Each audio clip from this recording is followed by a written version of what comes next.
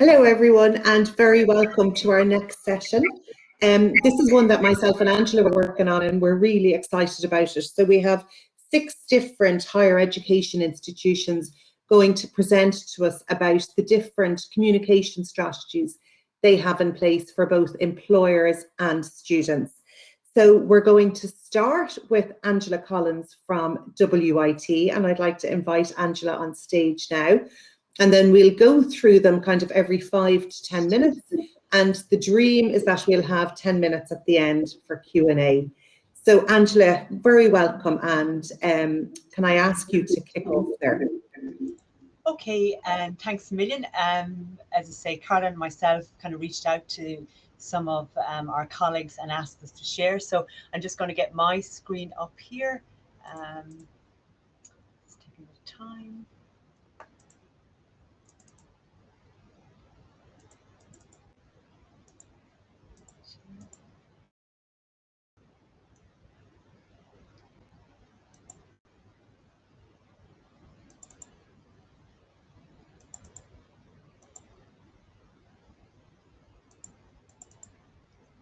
This is when you hope things will go right, so I'm not too sure what is happening there.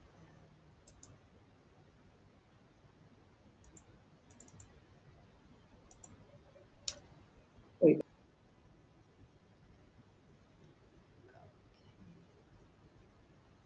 Can I just check if everyone can see it? I'm kind of gone off screen at the moment, so yeah, I can see it. Perfect. Okay, thanks a million. So I suppose after listening to Adele and Shane yesterday, I could resonate with a lot of what they said, and I was kind of saying I'm glad I went first, because if I was going last, I'd really be anxious. But you know, a bit like what Shane said yesterday, I often say to students, you know, we're not the Kardashians, we're not the 2 Johnnies, we're not the Tommy and Hector and Larissa Blewett kind of podcasts and audience that they gain. So it's constantly, I suppose, a challenge for us connecting with students. So I suppose in our newsletter, I suppose what we would have done, and I'm just sharing with you the initial newsletter that we would put together many years ago, that a student who was on work placement with us put together. And I suppose we saw it as a welcome back to the final year students, a way of connecting with them. Like yourselves, you know, when the final students come back, your students, they've been out on placement, you know, they've got a few months left in college, but it seems like eternity. And, you know, they're hitting the ground running and they're quite anxious. And it's hard maybe to get access to them. So we thought, and I suppose from the feedback of the student we had in placement at the time, this sort of format would work. And so we tried it. So again, a nice touch that you would have mentioned as well. We would have welcomed the students in all the different languages. We would have checked with the international students what international students we had, our office we had, and we would have welcomed them in their own language as well. And that actually was something that we got some good feedback on. A small touch, but people liked that we did it. I suppose our newsletter would have consisted on who we are, what we do, where we're located. I suppose back then we were physically on campus. Different ways of connecting with us, you know, how we could help them, and the services we provide. You know, did you always have to book a pre-booked appointment? Could you drop in? Could you have a quick query? How do you make an appointment? What you need to do about the appointment? And then the other side, I suppose, for ourselves as well, was the whole recruitment side, vacancies, which a lot of students would have asked us about. How does it work? How does the graduate recruitment process work?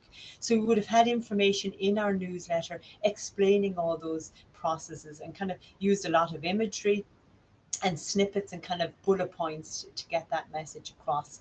And again, you know yourself, when you hit the ground coming back in September, there's the kind of early recruitment days for law, for the accountancy firms, for teaching, because we've all had the student that might have come in afterwards saying, if I'd have known it was earlier, or why is it so early? We would also share with students the results on probably on a high level really of the graduate outcome surveys. You know, how many of our students were employed or in further studies, seeking employment, not available. Also, because a lot of students would ask about, I suppose, the graduate salaries. So we would kind of put in, thanks to Grad Ireland would help us with that, and our graduate outcome surveys would give us the information as well. The useful websites that we would kind of direct students to, encouraging them to connect with Grad Ireland and register with Grad Ireland as well. And also we would try to, I suppose, build in snippets of information that we would have picked up from employers during the year and shared that with the students as well. The hints and tips, little bits of employability notices as well. And I suppose the big one as well, which kind of got a full page for us of the A4, was the careers fair. What was involved, when is it on? What do you need to do beforehand, being proactive, how you sign up for it.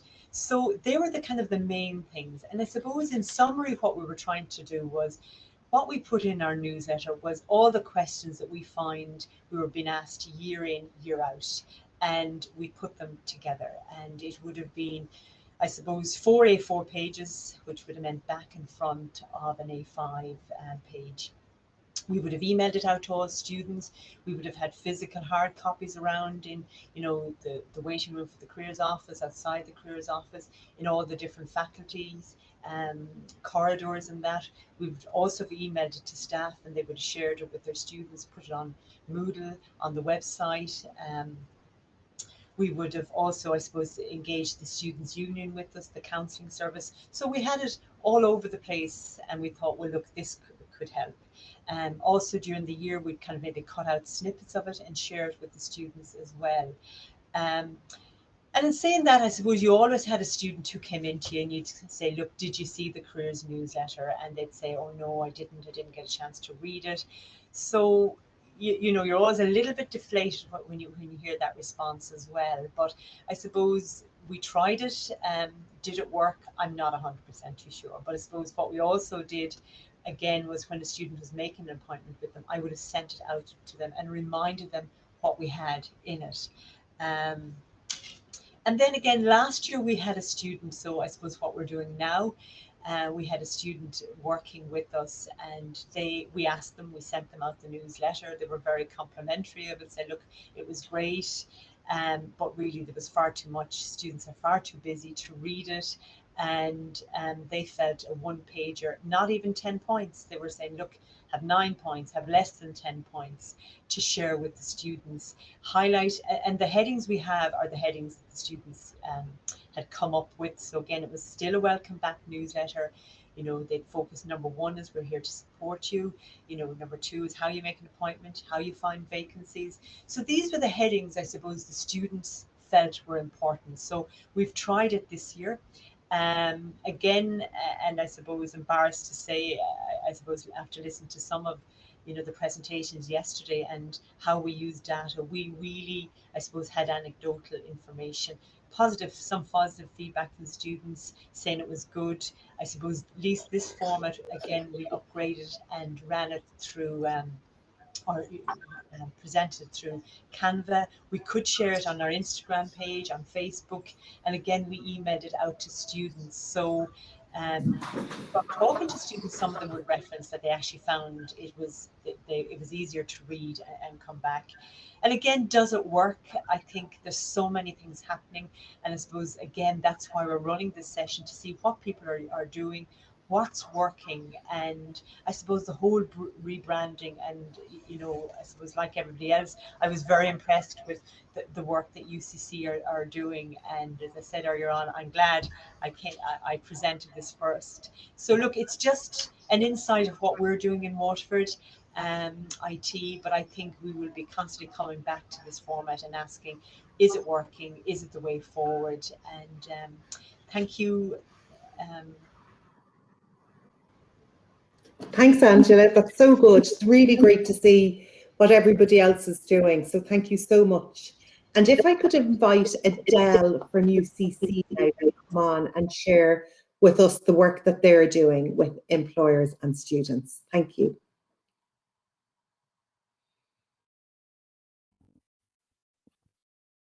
Thank you very much, Angela, and thank you again to the whole AX team for facilitating this. So brilliant insights, Angela. Now, today I just want to, I suppose, run through some of the core areas where we've tried to develop our communication over the last 2 years. I suppose particularly last year, we tried to hone in on having as engaging communications as possible, trying to grab students' attention when, as Angela just said, you're competing with the likes of the Kardashians, Tommy Tiernan, and so on. Now we've done this, I suppose, with the use of a range of tools. If anyone was at my presentation I had yesterday, you'll have heard about Sway. I think Microsoft should be giving me commission at this stage.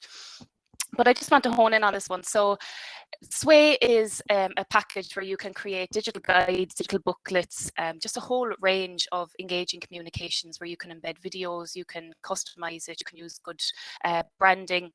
You can also customize your text and the look and feel of the whole newsletter. So I suppose the reason that we particularly honed in on it last year was from the results of the Grad Ireland student survey back in April. Question 3 focused on how they wanted information to be communicated to them. So they highlighted that email, social media, and video. But I suppose in this context last year, they were getting a lot of emails into their mailboxes. And, you know, I suppose they become a little bit desensitized to the regular kind of text mails. So we thought, okay, let's try to bundle this and something that we can an email where you can host videos, where you can have good links to social media, and where it's a little bit more engaging. So something that I also mentioned yesterday is that Sway is available to all users of the Office 365 package. So it's well worth taking a look. Now, when you go into your emails, when you go up to the top left-hand corner, you have your little dots here. And then when you open up your apps, you should see Sway. So just it's worth having a check if you do have it. Now, we would have used this, I suppose, pre-March 2020 to develop our student newsletter. We found that the regular text we're sending out, they didn't get as much traction. We didn't have as many click-throughs, and we thought, okay, we need to try to diversify this a little bit. So that in Sway. So you can see that this is the way it appears when you put it into a student email. You get a really nice clickable link. You can customize it with your own branding, and you can change around the text to access newsletter, learn more, and so on. And it just looks really well formatted, and we found that we got way more click-throughs when we switched to this format, and you know, a lot more engagement. You can really see good analytics in the back end. Early on, I think our newsletters were too long. We learned from the analytics that students spend about 4 to 5 minutes really scrolling through the shorter we made the newsletters, deeper engagement we were getting. You can also, I suppose, embed Sway into, you know, you can PDFs, but you can also embed it through code into different sections of a website. So it's a good way to, I suppose, highlight it if you have section on your website and to keep those backed up. This is just an example of how it looks. I probably won't have time to actually pull one up, but I'm going to put a link into the chat so that you can have a look if you haven't encountered it before. But you can see it's customizable. We have our nice banner on the top. We pull in our purple, one of our colors, and you can put around your images to make things look, you know, really streamlined and really professional. And we were the impact that it made, particularly when we tried to develop, I suppose, as informative and as a resource-packed communication as we could. A recruitment fair, we were nervous that students, you know, would be with online platforms like this and online networking. And we wanted to make sure that they had all the information they could to adapt really well and to get onto the platform in October and, you know, really have a good chance at standing out and having good engagement. So in 2019, our generic fair mail that we sent out with just regular text, a couple of some links, it got 247 deep reads. Despite the fact it was about 2,000 students showed up, you know, they weren't engaging with the preparation material when they were going. But last year, when we switched to the Sway, we got 5,231 deep reads, and we were really surprised at that, and we were absolutely the feedback that we got. Oh, geez, wrong slide. So this was just some feedback we got from a student who highlighted that a student in consistent barrage of emails, I think particularly in the last year. They highlighted that this email that they received about the career fair in UCC, they highlighted that it was it was a memorable form of advertisement that they must not miss. And I think as well there was a curiosity around it that, okay, what's this? I'm going to click in it and take a look. And this student, this Shakespeare, was indeed swayed to give this email his time and valuable attention. And I note here the word valuable attention. You know, students see their time right now, considering they have so many things. So Adele, I'm so feedback sorry. like that from a student was, we really were over the moon that something like this would captivate them and that they wanted to get involved. Just another area Adele, where we can I say that? Sorry, Adele, I don't think those slides are moving forward. I know I'm still on the student newsletter side with the 2 slides on it, the 2 pictures. Just if you were showing a quote. Okay. Okay, can everyone see now? I just have the Express on the screen. Can people see that? I can't anyway. I wonder if you put it so it's not in present mode, you know, if it's just the way Deirdre had to do it, would that work? There's no drama now, but just in case. You're fine. Can people see that now? I No. might just stop. Oh, there. no. Apologies, everyone. Just bear with me.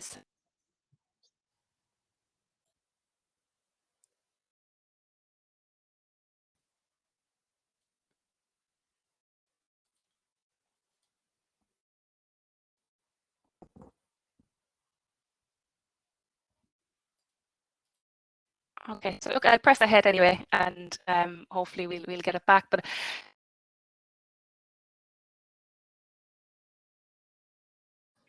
Adele, don't worry. I think it might be your internet connection might be a little bit slow. So look, feel free. Your video is gone now completely. Sorry about that. Maybe just continue on. Don't worry about the slides. I'm sure we can distribute the slides later if that makes it. Yeah, perfect, Angela. Or sorry, perfect, Caroline. I'll continue on. I'll turn off the slides altogether. So yeah, the university newspaper. As I say, we had a student who worked as part of our team at different events over a number of years, and she came to us with the idea of creating a careers corner in the newspaper. She really, I suppose, saw the value of career services, and she highlighted this to us and said it's a pity that more students don't know about UCC career services. And we know that's an issue across, all institutions where students leave and then they realize, oh, there was a career services. So we're absolutely delighted to have a feature every 2 weeks in the University Express. The newspaper was obviously this year couldn't go out in hard copy, so it went out online, but it was just wonderful to get that student perspective, that student voice. She very much led out in consultation with us and created some absolutely brilliant articles. So it's a great way to reach students and definitely something that we hope can continue next year. Another area I just wanted to highlight was leveraging social media. I know my colleague Shane spoke about this yesterday, but I suppose this year we had a wonderful student intern. Her name was Ida Lonergan. She was part of our Digital Humanities course. She came to Career Services for her work placement, and she really diversified how we used our Instagram. So it was wonderful that she came up with the idea of speaking to students with the student voice. So she created a series of Instagram live events to introduce students to our new tools. So big interview, career set. It was very important to, I think, highlight those as much as possible. And you can put them in emails and, you can put it all over the website. But, we just needed to communicate it a little bit more. And what Edel did was had these Instagram live events and then broke them up and created little highlights. So on the top of the page, if you visit, you'll see a series of highlights. There's videos on how to search on Connect, how to register for events, how to make appointments, set and big interviews. They're full guides, and it was just amazing. They got so many views. Her first video, I think, was up to about 700 views within 24 hours. And we have students coming in saying, oh, I heard about that on Instagram. I saw that on your highlights. So those are just 3 key areas I wanted to highlight. Sway, using it for student newsletters, and I suppose the bigger communications, Careers Corner, our feature in the University Express, and leveraging social media through Instagram highlights. I want to apologize that I'm going mad. We'll drop a link to our Sway into the chat if anyone wants. Thank you very much, Karen. Thank you, Adele. And I never heard of Sway before you started to use it, and I've seen it and it's amazing, your newsletter. So I'd encourage everybody to have a look. Thank you very much, Adele. So could I invite, please, 2 members of my own team now, Amy and Joanna, Amy Nugent and Joanna Golding, to come on and give an insight into the weekly jobs newsletter that we produce in NCI. Thank you, guys. Hi, everybody. Thanks for having us. As mentioned, we are part of the National College of Ireland Careers team. My name is Joanna Goulding, and I'm here with Amy Nugent. So hopefully our slides work. We're going to do our best here. So basically, we do a weekly newsletter that we have produced for a number of years. Dana, can I interrupt you for one second? Sorry. Amy, would you put yourself on mute just while, because there's a funny thing with this platform if everybody needs to be on mute except for one person. Absolutely. No problem. So if we just pop the slides up there.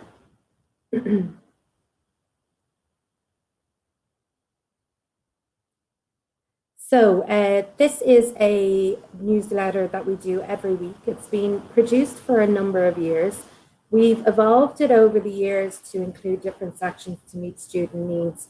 It is time intensive. We would dedicate one day a week between myself and Amy to do the newsletter, just to source everything from online. And Amy's going to show you the next slide.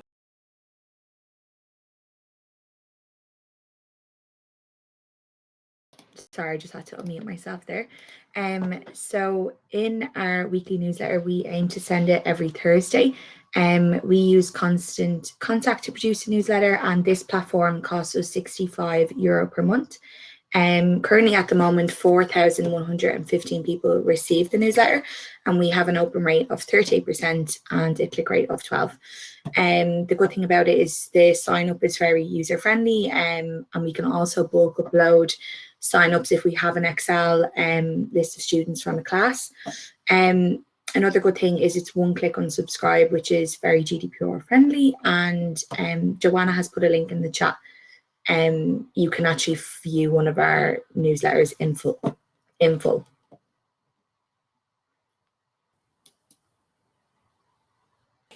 And so a feature of our newsletter is that it is mobile friendly. Amy is going to show you now on the screen how it is viewed on the mobile. It's very useful considering how tech savvy students are nowadays, and they're often on the go. And basically students click a link and they go straight into the application. So it's a very time efficient for the students, and it's a one-stop shop. We add in new links every week for graduates, so that they don't have to go searching for themselves on the internet. So another handy thing about Constant Contact is we actually have a reporting element as well. So each week we can actually see how many individuals have opened it. Each click, so we can see last week we had 178 clicks, so we're able to click in and view them as well. How many people did not open it, and this is obviously handy as well to see where the majority of students who are receiving it. Feature is it'll actually give you your trends over time, so your open rate, your click rate, and against the industry average. So we can see here that our open rate is 18% higher than the industry average, so we do know that it's a viable method of communication with our students. And also as we can see weekly on average, we can see compared how we average out to the industry average, and we can also see who unsubscribed and if we got any bounce backs as well.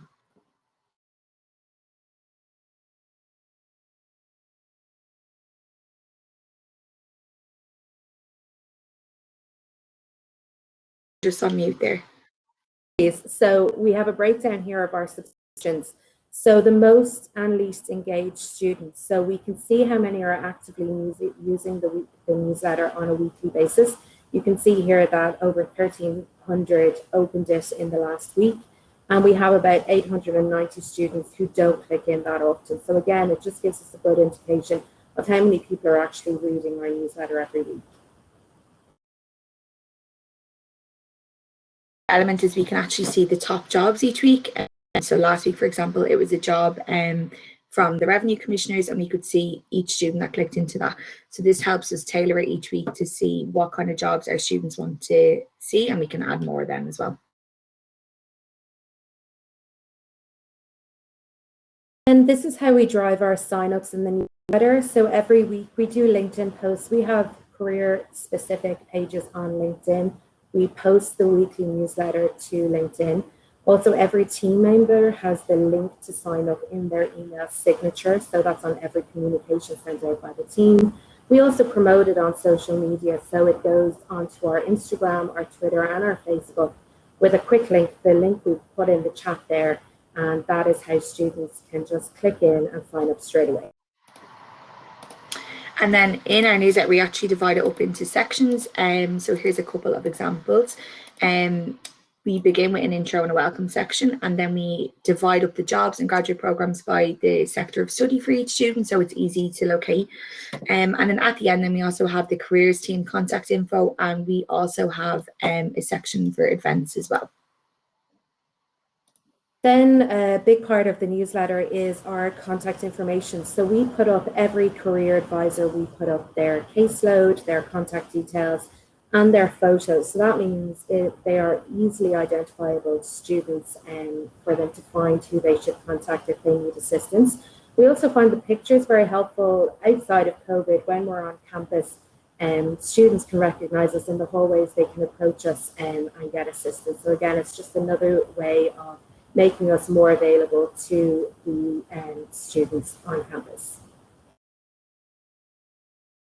We actually locate the jobs that we use. So we have used a couple of job boards like Grad Ireland, LinkedIn, and Indeed, and we would use Boolean searches with the following terms, just for example, like graduate or trainee.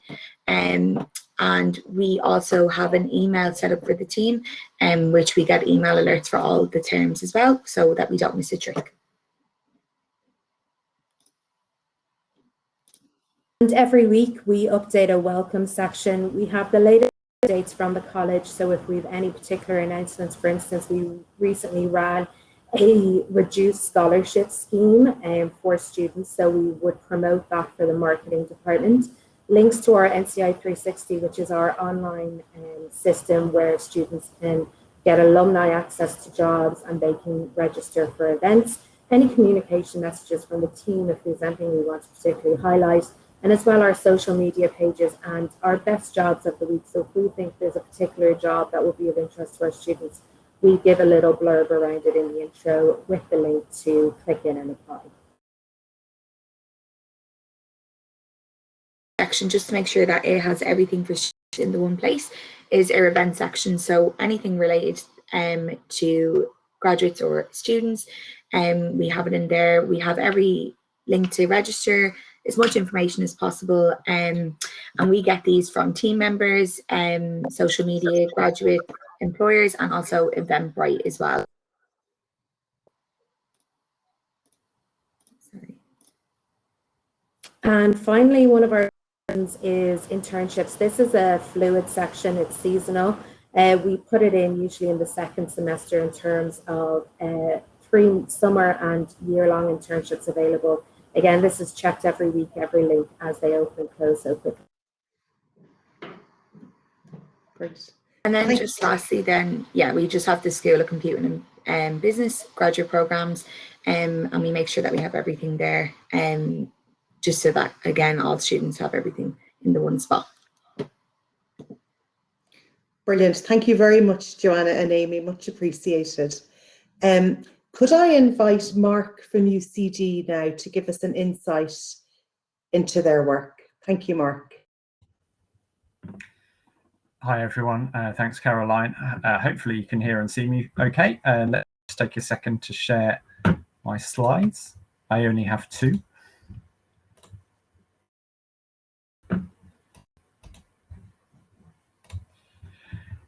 So I hope you can see my slides okay there. Caroline, you might just interrupt me if that's not the case. I've been asked to speak to you this morning. Hello?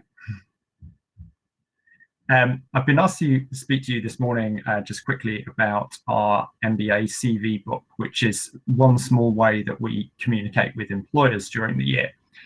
Now, what is it? I guess first of all, so it's a PDF document of CVs for our MBA students. So there's about 40 students in this, and it's something actually that I inherited. So it's quite traditional. The school has been doing it for a number of years, but actually in hard copy format. And I guess when I took over, I just looked at that and I thought it might be better to do it as a soft copy PDF. And really the reasons for kind of moving to soft copy, firstly, cost. It's a lot cheaper to do a PDF than to print hundreds of very heavy hard copy CV books. But I guess most importantly for us, it's much easier to share that with employers and with our alumni, and also for them to share that internally with their colleagues. Also, it just a lot kind of quicker to do with the students, because if you're doing a print copy, you have to be very exacting in terms of your standards and formatting, whereas if you have just a PDF of CVs, you can you can have slightly different standards that you apply. And then lastly, of course, a PDF is actually kind of searchable then for the recruiters if they're looking for something specific amongst the group of students. So just then going into a little bit more detail in terms of how long this takes and what the process is. So we would ask the students to get started on this actually before they joined us in September, but many don't. So the first step in the process for a lot of the students is to attend a CV workshop in September. And we actually use VMOC as our CV review technology in UCD Smurfit, and we would then go away and ask them to apply some of the learnings from the CV workshop to creating the first draft of their CV, running that through VMOC, attaining a certain score. And then after that, we would see them for a 30-minute check per student, after which they would go and work on their final draft, and we would then accept that or ask them to go and make some revisions. I guess some of the benefits of having a CV book for this class that we found, firstly, it gets them to write their CV for one. So it's a kind of tangible reason for them to do it over the first couple of months that they're with us, and they're particularly busy then, so they kind of need a reason. It's also a very good discipline because we ask them to do a one-page CV. Now, many of the MBA students have extensive work experience before the program. And so, you know, the tendency is that they want to keep everything in. Getting them to do a one-page CV really helps them focus on kind of what are the most valuable parts of their previous experience and to keep that in. But also, because it's a PDF soft copy version, we'll ask them to kind of update it throughout the year. So it's to see the CV as an iterative process. In terms of communicating with employers as well, it's a reason to get in touch. So when the CV book is produced in December and published, we have a reason to kind of get in touch with our employer contacts and tell them, you know, the CV book's ready and would they like to review it. There's also the immediacy of it, so that if an employer gets in touch with you, you have immediately some CVs that you can share with them. There's not that next step of them having to kind of log in and post a job opportunity, although of course we encourage them to do that as well. You have something you can give them straight away. Obviously, and hopefully it's a source of opportunities, job opportunities for the students. So we would find obviously some employers using this to shortlist candidates for particular vacancies at the experience level, and getting in touch with the students to see if they're interested. There's also neutrality. So I don't know about you, but certainly with the MBA students, we would get some people getting in touch with us, and what they really want is for us to recommend students rather than having to post an open opportunity and then them having to kind of sort through hundreds of CVs. So when we can give them the CV book, we then encourage them obviously to make that selection themselves. So we're not having to recommend some students over others, which is not really our place to do that. So there are lots of benefits of this. There are a few things just to be aware of or to think about if it's something that you're considering doing for any of your student groups. As the first one was return on investment. So I've already talked about how I switched it from hard copy to soft copy to try to achieve better return on investment, but it's still quite a labor intensive process. So you just need to be careful sort of how much of your time is dedicated to getting the students to do this and review their CVs. There's also a danger that they, it's a balance between telling them the CV book is a valuable thing to be involved in versus them not relying on it to find a job. Most people won't find their job through the CV book. It will only be a couple of the class. So you really have to make sure they don't just do this and then not the networking and everything else that you want them to do, and just expect opportunities to come to them.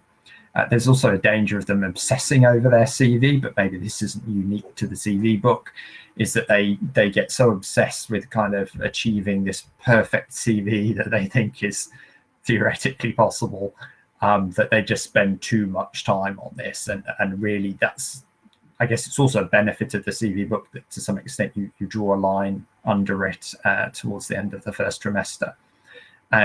But at the same time, them not thinking that the one-page generic CV, which we're asking them to do for the CV book, is the final product, and that, of course, they'll need to tailor that for applications that they make going forward. And obviously, a number of our students with a lot of experience, actually a two-page CV that they develop afterwards might be a better product for them to sell themselves in the future. And I guess, this is something that we find works very well with the MBA students because they have specific experience and quite diverse experience, and employers are looking to fill opportunities with specific criteria. However, I guess for entry-level roles where maybe there's a variety of profiles that could be suitable, a CV book might not be as effective, or recruiters might be less interested in looking through it. Of course, it works to some extent because there aren't hundreds and hundreds of CVs in the CV book, and a recruiter only has to look through 40 or 50.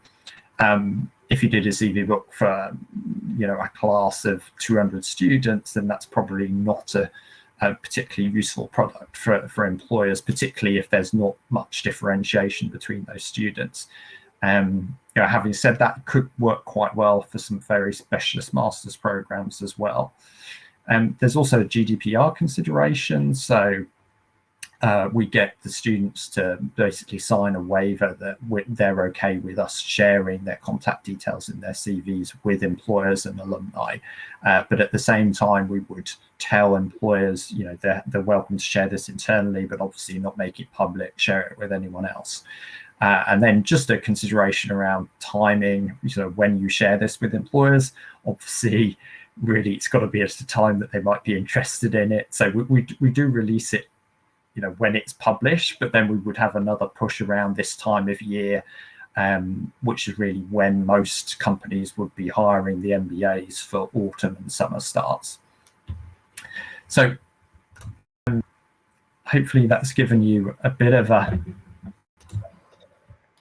insight into just a very small thing that we do. I can't see anything now. Thank you, Mark. No, that's fantastic, and just so great to get an insight into your MBA CV book, because I know it's something that everybody has heard about, and it's great to see it and think of all the different considerations involved in it. So thank you very, very much. No problem. Thanks. Now, I can see questions in the chat. I'm not sure that we're going to get a chance because we're kind of running exactly to time. So I might ask some people maybe to look at the questions, and you could respond in writing maybe in the chat function, and that might be the most effective use of our time. So can I invite Rinna now from Trinity on stage, please? Thank you.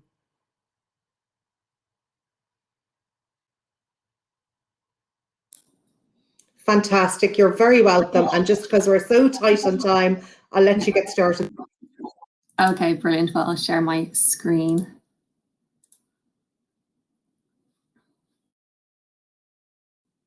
Just let me know when you can see that.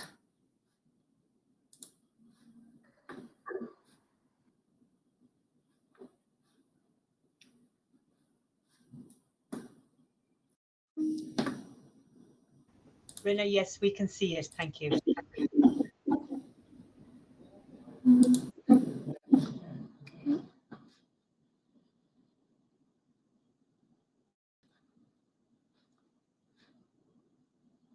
Okay. I might just, if it's okay, because my presentation has taken up the whole screen now. Can you still see that? I'm just going to try and pull up my notes on the side, so I don't want to. We can just see you, Rin, at the moment. Your presentation has disappeared. Okay. The same happened for me, so I just did it with the I'll put my presentation. on a different screen, so it's a bit.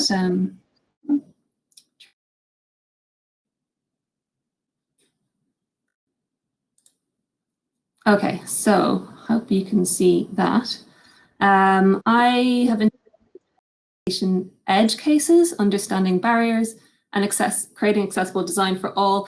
I wanted to focus on this today because I knew that a lot of my colleagues on this panel would be talking about different types of software they'll be using, different packages they'll be using to communicate with students and communicate with employers. But I wanted to bring attention to this subject, which actually affects all kinds of software that we use, all kinds of communications channels that we use. And I wanted to focus on why we needed accessible design, what the barriers, particularly social media users, how we can dismantle barriers, and ensure easy access to reliable and usable information for users. Okay.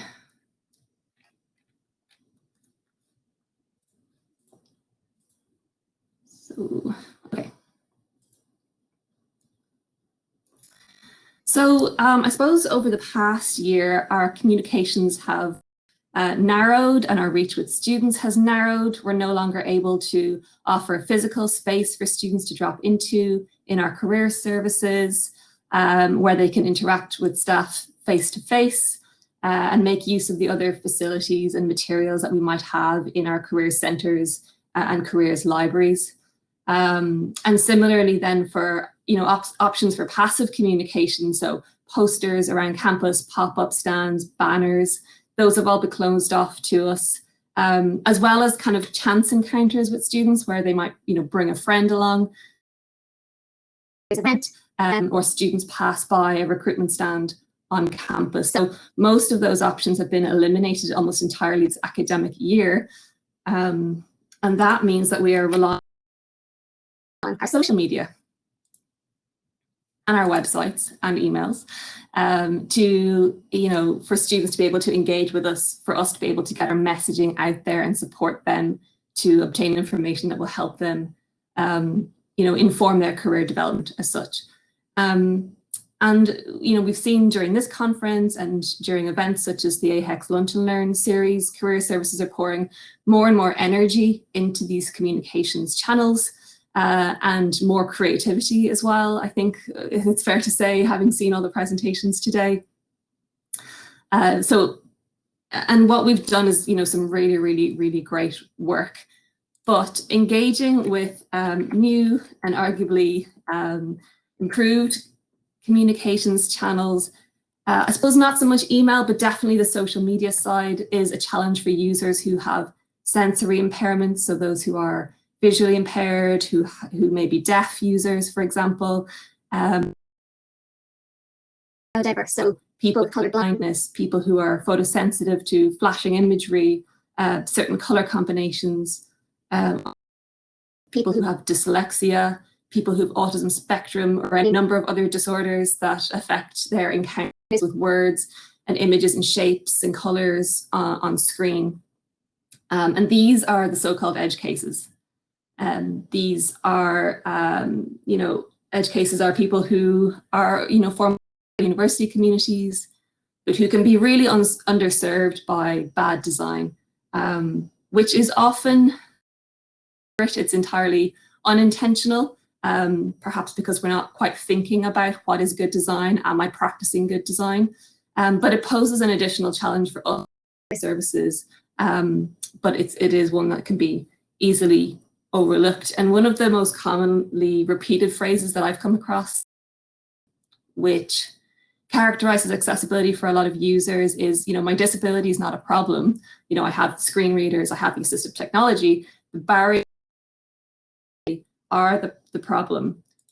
So we are creating barriers every day without even realizing it through bad design, and it matters enormously to those who are affected by it. And it sends out a message to those people who fall outside, you know, I suppose as this Twitter user says, fall outside the boundaries of what we care about. I just wanted to include this quote from sort of one of Trinity's best known students, Sinead Burke, because she's someone that I admire. And she says, in a great TED talk, by the way, which is only about 15 minutes long if you've got the time to watch it, bad design inhibits my autonomy and my independence. So it really, bad design really goes to the core of people's human experience in the world. And Sinead talks brilliantly about the sort of the built environment and how the built environment can affect her autonomy and independence. But I would argue that the online world through which we've been living mainly over the past year is just as important for students. Okay, so who needs good design? Well, everybody, I suppose. We might think we're being creative, curating amazing looking Instagram grids or bright and clashing colors, flashy videos. The kind of aesthetic approach needs to be underpinned by a kind of a praxis of content curation function with fun. And that's, I mean, if I have a thesis statement today, I think that's it. Good design needs to work for everybody. Using assistive technology such as screen readers, magnifying screens. They can find using social media awkward, time consuming, and sometimes where images and fonts and links are not for these users, they can fail to fully communicate the message that we're trying. So it's inhibiting our work too. And even worse, the more diverse the content is on the platforms, the more we've created, videos, GIFs, images, the more sort of diverse we've been with our creativity, the more likely it is that we're creating opportunities for assistive technologies to fail, which can leave some students feeling excluded and potentially unconvinced that their career service is meeting their basic needs for careers, for skills development, or for setting them up for success in the graduate labour market even. So while optimizing our social media outreach over the past year, things like growing our follower engagement, growing our likes and click-throughs and open rates on emails and that kind of thing, we have been focusing on whether we are making our communications, useful to the widest audience that we possibly can.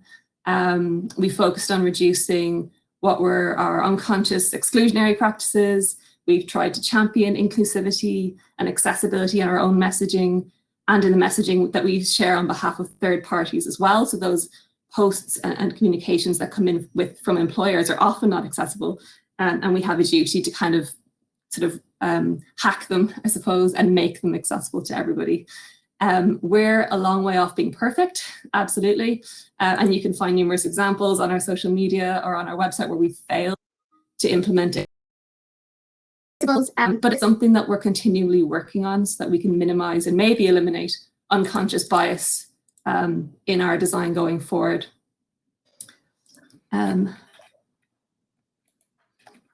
So before I finish up with a couple of examples of good practice, and I'm really focusing on the high level tips. I'm not delving into the technical features of how you actually activate alt text or or image description through social media. I wanted to see if the audience would be up for doing a little project. So I have here an example of bad design on Instagram, and I picked Instagram deliberately because it is the least accessible of all the social media platforms. And I found 7 errors in this post, which I've sourced from a career service, but I have blanked out all of the identifying features here, so as just their blushes. But I wondered if you could find all 7 items, and maybe you just type into the chat if you can spot any issues that you might see with this post, just very quickly.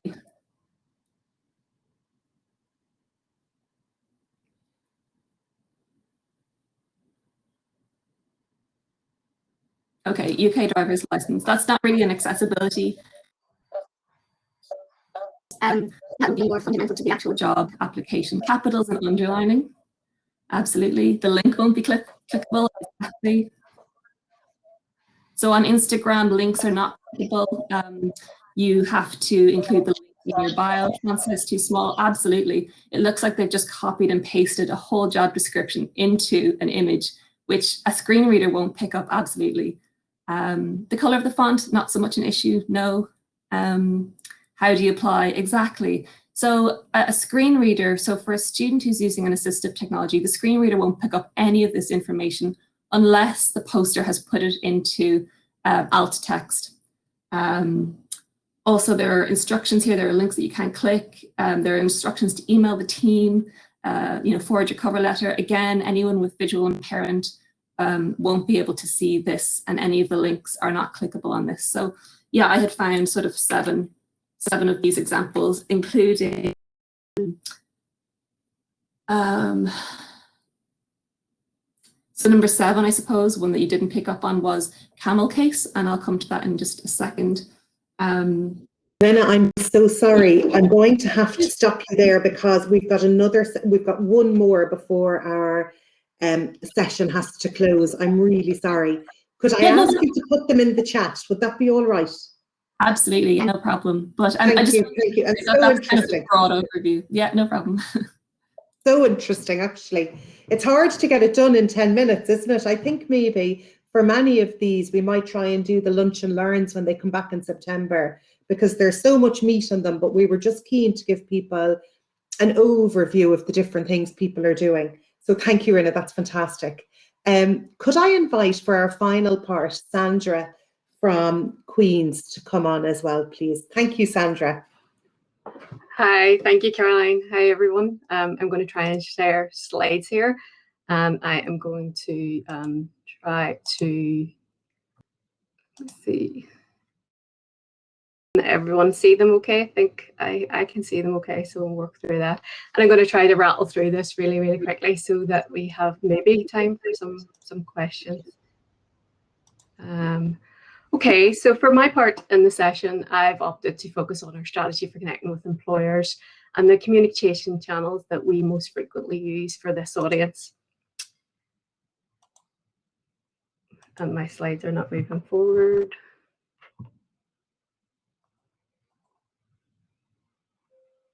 No. For whatever reason. Oh yeah, they're working. Has that moved on now? Oh, good.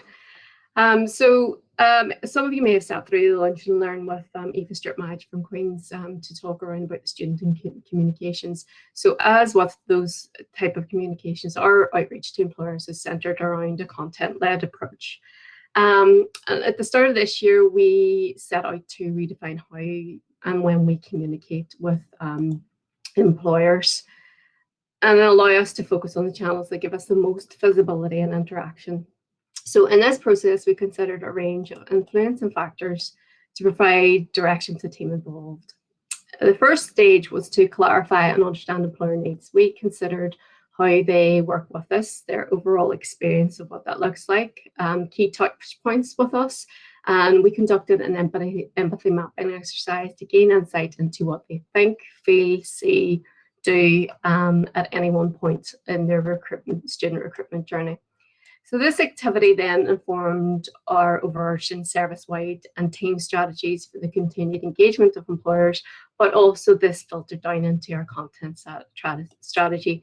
And we see content as a method of, I suppose, advanced storytelling that's bringing the experience to life for the audience and ensuring that messaging is both inspiring and also invokes a desired response. So there's a little bit of a delay, I think, on me moving my slides forward here. Let's see. So when we look at actual content creation then. Yeah, I don't think they're moving forward. They're not moving forward. 6 pictures.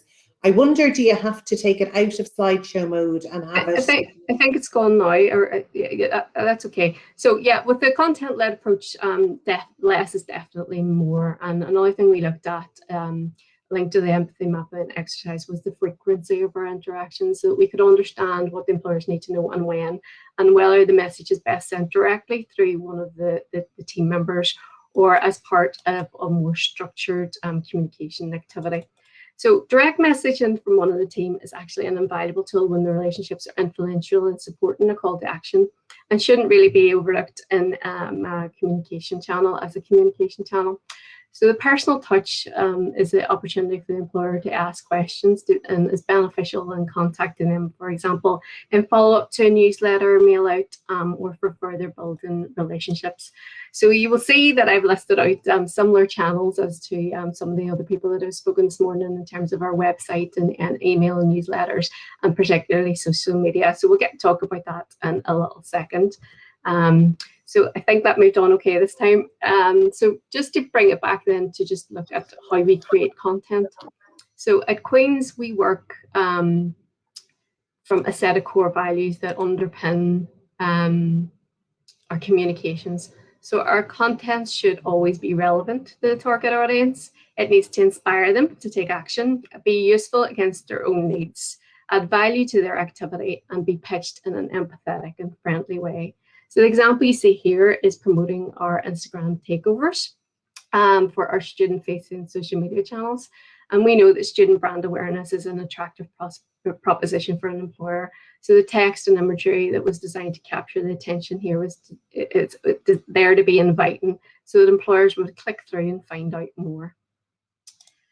So then looking at the focus of where the communication should lie. So broadly speaking, content should always demonstrate at least two of these qualities. Traditional communication is very much associated with promotion, but effective content should be more heavily weighted to what is valuable to the audience. And for that reason, I suppose it's content that brings experience to life. It should be written in an active voice, highlighting the next stage with a clear call to action that truly engages the audience. I suppose, given a couple of examples now, here's our employer newsletters, and what I've said there is that there are some channels of communication that are more effective for employers than they would be with students. So we would find that our newsletter, email communications, our employer gateway and the website, and our LinkedIn on social media would be the ones that really have an impact. But we also utilize podcast, blog content, either sharing it as a university focused content, basically as an expert standpoint, or bringing employers in to act as thought leaders to influence their peers and students. So what you see here is an example of a few of our newsletters, and we issue this 3 times per year at key stages when we have information that we really want to share, such as careers fairs being open, system updates, new work experience programs being available for access, and other events. So what you see, GradFest is our upcoming festival for our graduating cohort. So essentially, the regular newsletter contains short snippets of information which links through them to the website or to the team for further information. Just rattling on here. So our website, then, we call it the Employer Gateway, and it really is the shop window for our employer services, providing information how they can work with us and what exactly we can support them with, and to increase their visibility with students. And we keep the website updated with relevant and timely content to guarantee that they have a really good experience with us, either through click-throughs for the newsletter or that they have landed on it from a search online. And a key to the website would be to have taster information. Again, we're all about building relationships, so we really want them to actually get in contact with us on this. And then just bringing it up to the end here, we use the self-nominated platform for managing professional identity, which is LinkedIn, for our go-to social media channel for our interactions with employers. This slide shows some examples of our own thought leadership stuff from our employer engagement team and some of the placement teams where we released at key times throughout the year to encourage activity and uptake of activity with us. So we also use to promote, sorry, going back on there. We also use this to promote Purdue professional LinkedIn accounts. So our actual team and their network is really important for us to be able to push information and push engagement. So I suppose LinkedIn is one of those channels where we can pretty much put anything on it, but it really brings it back to, you know, how that should be in practice, most relevant to what the employer audience might want to see from us, but also students be watching this as well. So it always has a kind of a dual purpose when it goes up there. For one, to make students aware of opportunities, but to really engage with employers and pull them on. I have rattled through that really, really quickly. Apologies, I'm talking too fast. Yeah, but hopefully that's okay, Caroline.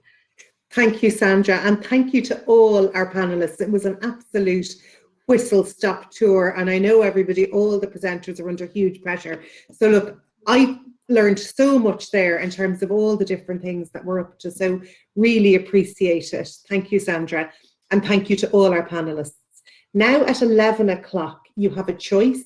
You can go to the communities of practice with Deirdre Parker on psychometric testing, or you can take the opportunity to network with our sponsors and the other delegates in the conference room. And then we're back at 11:30 with the workshop. So see you later, and thank you very much to all.